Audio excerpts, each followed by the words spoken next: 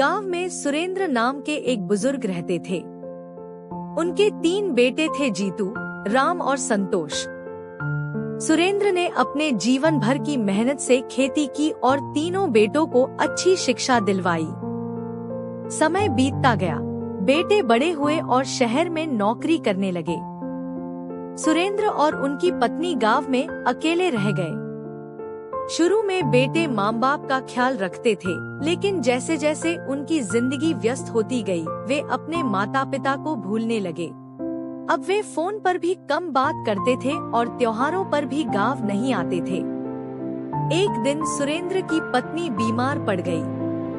उन्होंने अपने बेटों को फोन किया, लेकिन सभी ने किसी न किसी बहाने से आने से मना कर दिया।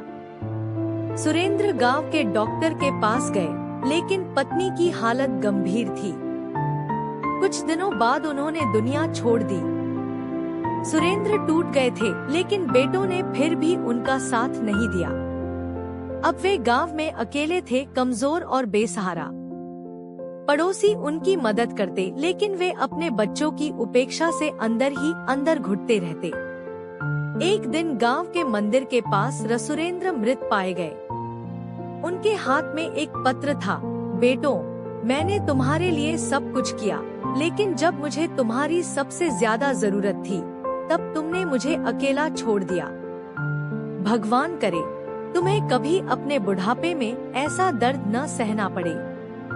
जब बेटों को यह खबर मिली, तब तक बहुत देर हो चुकी थी।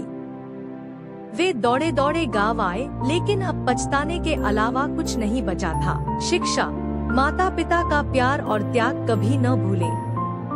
उन्हें उनके बुढ़ापे में अकेला न छोड़े।